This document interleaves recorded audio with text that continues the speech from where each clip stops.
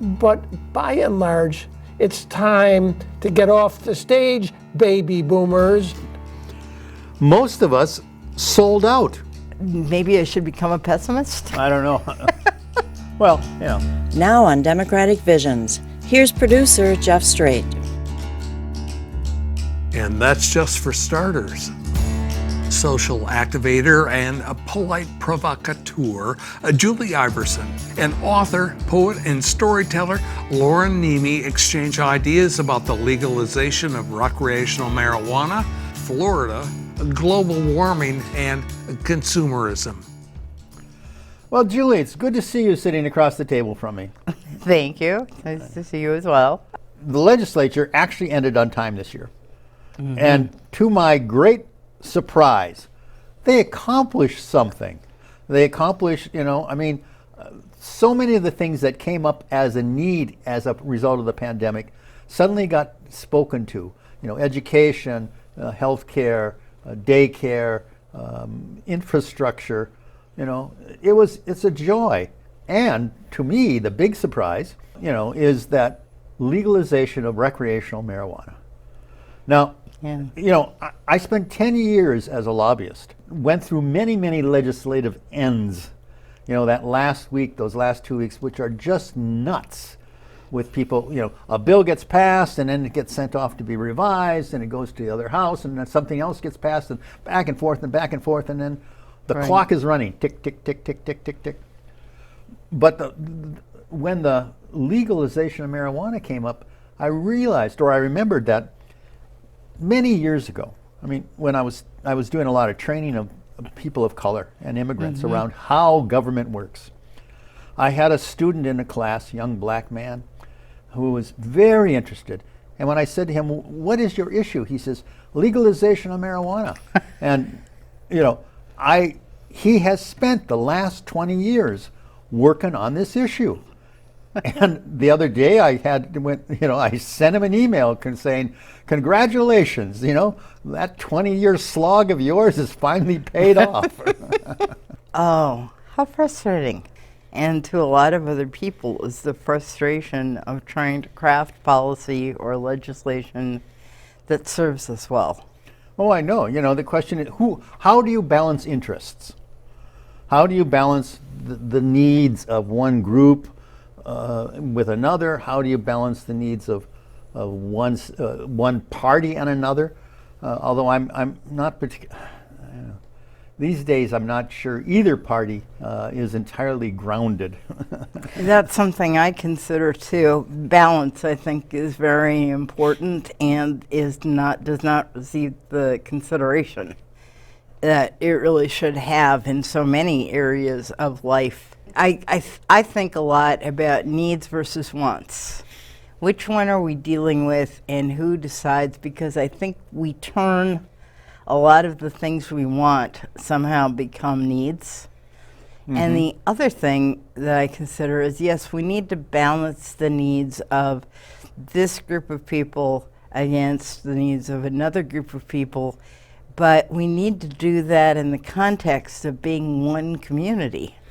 And I think that is really lost in the process, especially the polarization that we've experienced has been so much accompanied by love of creating labels, creating distinct identities, multiple identities for most of us. Well, I know people who would say, we are the victim of our own tribalism. We've decided, I'm going to wave this flag, and all that it stands for, even if we don't know what it stands for. But again, the idea of balance, when you and I were talking earlier, we talked a little bit about nuance. Nuance is something that is, like irony, is pretty much lost in America these days. Definitely. But the other thing is that in a political sense, compromise is also lost because of that necessity of having to say, this is my community, or these are my needs, as opposed to these are our wants. I agree with you. Then that's one of the reasons why so many people think of compromise as an evil word. You can also think in terms of consensus. where, it has a different feel. It has a different sense of conflict about it. Well, it also has a different sense of time. Yeah.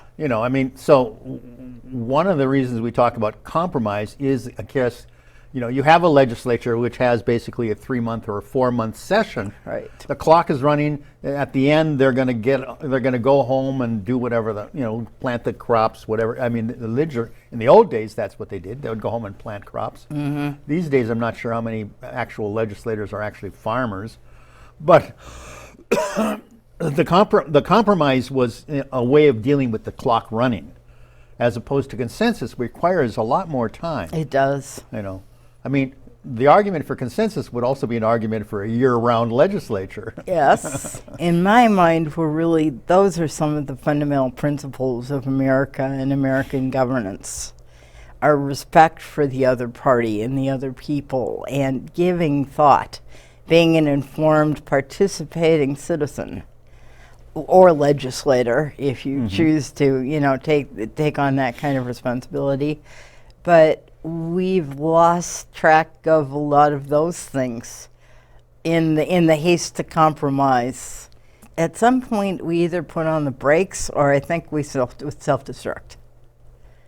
I really don't see a country or a planet that can continue down this path of we'll compromise, we'll give people what they say they need, and then we'll backtrack later when we realize the consequences of it.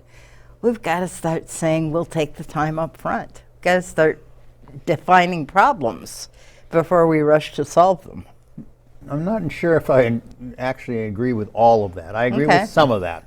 The part that I find myself most responsive to is the recognition that for all of the hoopla around Florida politics, at the rate climate collapse is happening, half of Florida is going to be gone in 20 years. Yes. I mean, right now, the insurance industry in Florida recognizes the future and says, we won't insure things. And people are screaming, what is the Florida government going to do? We can't get insurance. The Florida government's not prepared to deal with that issue. The federal government's not prepared to deal with that issue. But the insurance industry, which is a massive contributor to all political parties, and says somebody has to begin to deal with these issues, because our response is simply to say we aren't going to take that financial risk. We can see the future. The future is the seas are rising, the storms are getting more and more potent. And frequent. And frequent, Yeah. That's right. Everyone says, oh, we will take care of it. But the difficulty is that, we're not taking care of it. We're not willing to bite the bullet now, thinking that with some magic solution will happen later.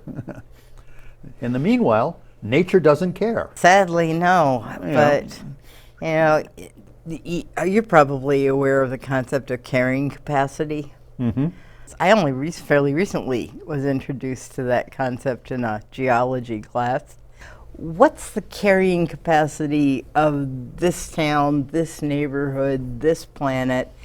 And now that we're venturing off to space and threatening to turn that into another conflict zone, okay, what's the carrying capacity? Is there a carrying capacity to adapt and to explore and to make changes? And speed, I think, again, enters in as one of the things that makes it really difficult. The speed with which decisions or actions have to be taken to stave off not a crisis, but the worsening of the crisis, does require us to be more honest than we have been. But to your other point, what ultimately is needed is a kind of a sense of consensus around this consumer-driven, process of buying until you can't buy anymore. I'm not sure that should continue. But talk about changing the economic structure to one that is more based on having enough than continual acquisition of more. Boy, you're never going to get people to change the economic model. Maybe I should become a pessimist? I don't know. Well, it goes back to that old biblical concept of Adam and Eve as the masters of the earth, as opposed to being partners with the earth. If I were to think about how the Bible ought to be read, it would be that there was a caretaker role for Adam and Eve in the garden, which they rejected. And and that notion of you will earn your bread by the sweat of your brow is the basic acquisition model. Mm-hmm. But if I think about how the Bible ought to be read, and in terms of conversation, and in terms of initiating and supporting consensual change, isn't it more, I think the Bible should be read this way, what do you think? And then we talk about where is that point of consensus that allows us to make forward progress. That kind of communication, we're all too much in the I. My, rather than the our and us mode of thinking. Probably have my pronouns confused, but. No, that's okay. Just as I say how I think the Bible ought to be read, I also think that's how conversation ought to be. But I recognize that my oughts don't necessarily line up with other people's stiffening of resolve, as it were. If you think that the Bible is inerrant, and it is the Word is the Word, even though the Word has been modified and written very many times before King James and since King James, that conversation becomes very difficult. This is really an interesting conversation and an important one I think needs to be had much more broadly. It's just about intent versus perception, and we all need to be more aware of that, and I look forward to having more conversations like this with you in the future. So thanks for the opportunity to start it now. It's been a pleasure.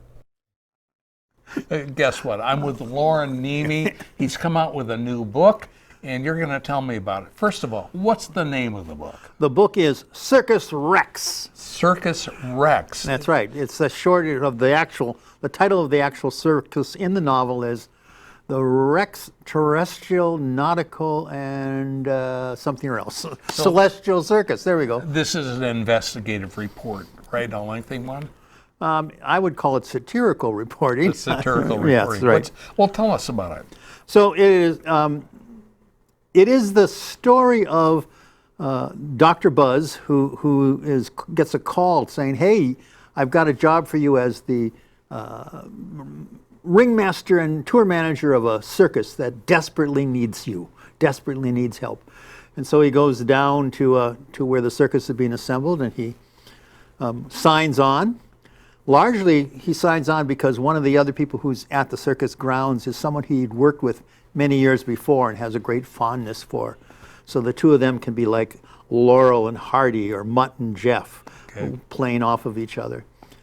And it covers the circus's tour from the headwaters of the Mississippi down through Brainerd, Bemidji, St. Cloud, Rochester. Does it make it to Red Wing? Oh, it goes past Red Wing. Okay. It covers, the circus goes all the way to New Orleans eventually. Okay.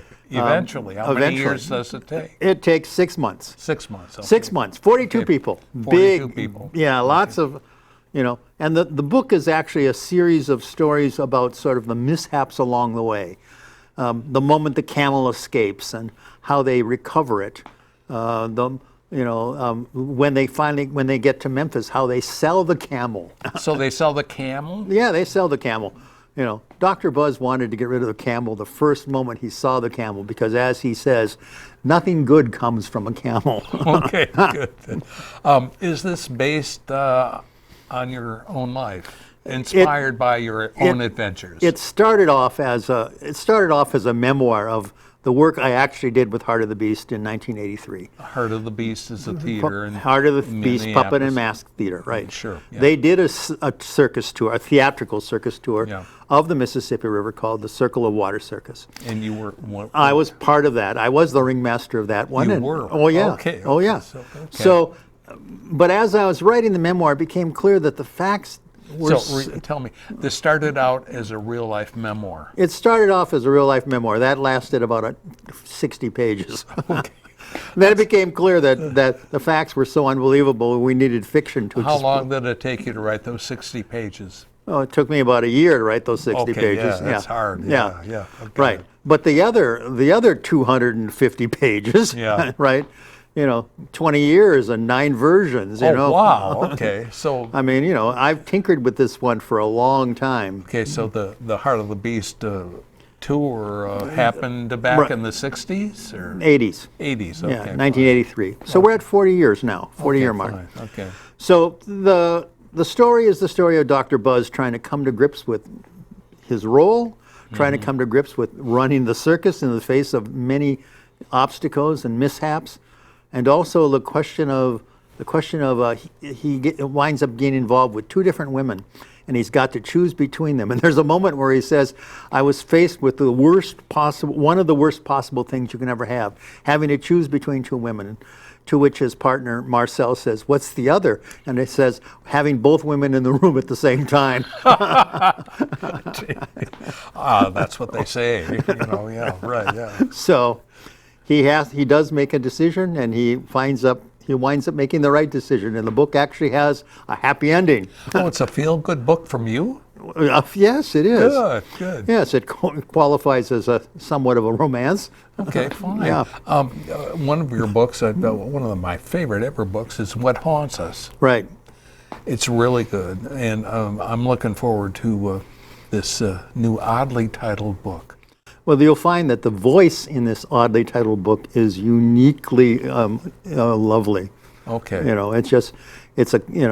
Dr. Buzz is an exile from Texas, and as he says, the only reason I went back to Texas was for funerals.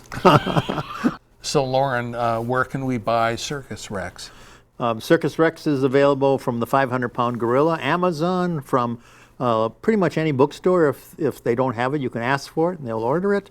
Or if worse comes to worse, you can order it from me through my website, and I will be happy to ship you a copy. There are a lot of things bothering me right now. The fact that the world is burning and nobody seems to care, that's a big issue. But let's look at a micro issue. And I call it boomers versus zoomers equal doom. What we have right now is we've got the greatest generation of all time, the baby boomers, of which I'm a proud member. And we believe that we created everything that's wonderful. Equal rights, blue jeans, good music, everything. And we plan to stick around and tell all the rest of you what you should do until we're dead. Then there's the Zoomers, the Gen Zers. There's a lot of them, and they're voting. And they look at the candidates, especially on my side of the aisle, which is the Democratic side, and they go, I don't want to vote for my grandparents. And when they look at Joe Biden, they don't want to vote for grandpa who stumbles, who stutters. They know intellectually that Biden has done some very good things. He's been a good president. And I'm worried. I'm worried if the Democrats, the boomers on my side of the aisle, continue to push this man forward. No matter how good a president he's been, we could lose just enough from different segments, including the Zoomers, to give the election to Donald Trump, who we know, in spite of everything, will be the nominee for the Republicans. And if that happens, then boom versus doom, Zoom will absolutely equal doom. Oh, well, on that cheery note, we'll move on to Howard and Loren negotiating the dynamics of a new, younger order.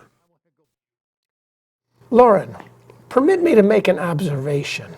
We are two middle-aged plus men, comfortably into our 70s.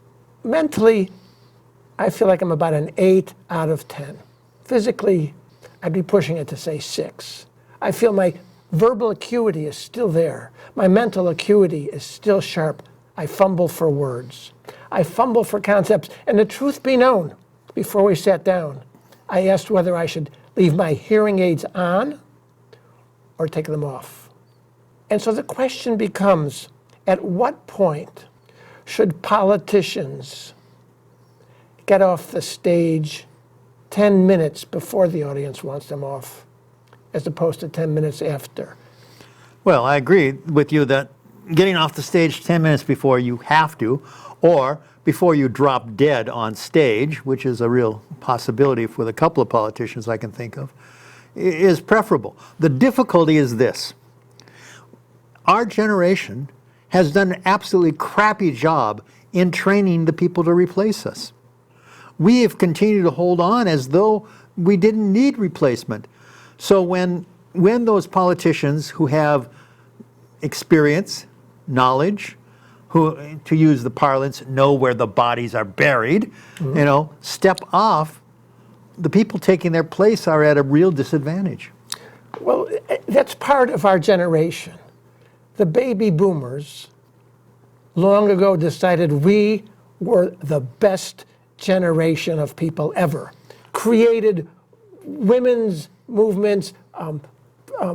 We fought against the oppression of minority people. We stood up and we marched, and I was on the streets in 1968 at the Democratic Convention, and what we seem to be unwilling to do is recognize that time is marching on. Most of us sold out. We went immediately from those countercultural values, that marching in the streets, the proclaiming of justice, we went from that to getting a damn paycheck. And in the process of doing that, we thought, if we just keep our heads down, no one will notice. Right. Greed became, one day we're macrobiotic. And the next The day, next day we're eating at the most expensive restaurants in the world, eating endangered species, because that's our birthright. oh, geez, no, it isn't.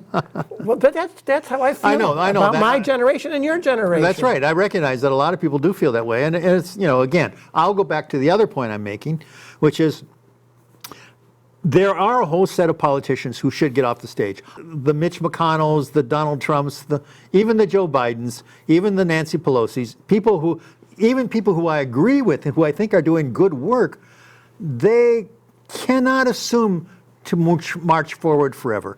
And the sooner we can get people to make conscious decisions about stepping off, the sooner we can come to begin to adjust to what has to happen. Because what has to happen is radically difficult. Climate change is much more difficult than anyone pretending it is. And the fact that we have so many politicians of our generation and the younger ones aping them in denial doesn't make it any easier. Technology is run amok. There's no way around it. For all the blessing of the internet, it is destroying people's lives and their sense of self. We can just go through item after item after item, and the polarization that we see, in part, cannot be overcome as long as we continue to hold up, these figurehead people, the icon of the left, the icon of the right. It's just. Well, I was going to interrupt you. Go ahead, but I've now lost that thought. I've lost that thought, and that's okay. Aging is a part of life, and if you cannot sit back and go, you know what, I've lived a good life. I've done good work in my life. Now, let me promote the next generation. You say, I see older people saying that out of one side of their mouths. And the other side of their mouth, they're saying, those young people, they don't vote enough. If only they were like us and they got out there and vote. Well, it turns out statistically They are voting. And the Zoomers, as it's being called now, the Generation Z, they are voting in great numbers, but I don't know if they want to vote for grandma and grandpa. My sense is that they do not. You know, the old adage is, you know, I'm going to choose the lesser of two evils. And in most cases, for Gen Z folks, the lesser of two evils is one grandpa, Yeah. you know. But I agree with you in that in order for real democracy to thrive, there has to be some real choices. And right now, the choices are a gradual shift from the status quo, or a radical returning to not the status quo, but to some odd dream of a world that doesn't exist. And never has existed. Oh yeah, yeah. If the younger people do not look at grandfather Joe and say, I'm going to back him because he's done good work. And he has done good work. He's done very good work. Right. But if they look at him, they see him stumbling. They see him doing what I'm doing now, searching for a word. They may forget to go out and vote. No, I don't think they'll. I think the existential threat that young people feel around economic inequity and around abortion and abortion rights and around even voting itself is such that they will go out and vote, if for no other reason for self-protection. I hope so. But to ensure that the Donald Trump wing of the Republican Party does not win the next presidential election, they need to be enthusiastic and get out and vote in large numbers. And I worry that we have not. Who's the next generation? Okay, let's say, for instance, Joe Biden decided to step back and pat himself on the back, which he deserves, right? And say, now let's let so-and-so step forward. Is that Kamala Harris? My sense is that Kamala Harris has a lower profile than any vice president in recent history. Is there anybody else? Is there anybody else waiting in the wings to step forward? And how about Schiff or Harkins? How about even though you have mixed feelings about her, Amy Klobuchar? Well, at this point, I have mixed feelings.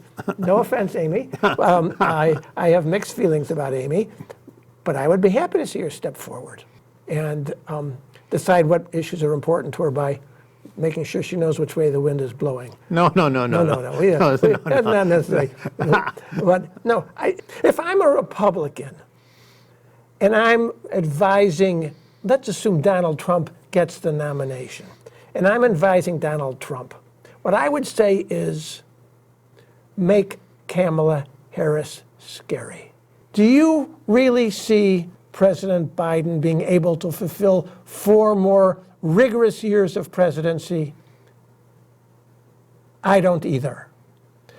Do you want Kamala Harris to be your next president? I don't either. The alternative on the Democratic side is to simply run the most outrageous things Trump has said and ask that same question. Do you want a man who has lost his facilities? And quite aside from the criminal indictments, do you want him as president? Did you mean facilities or faculties?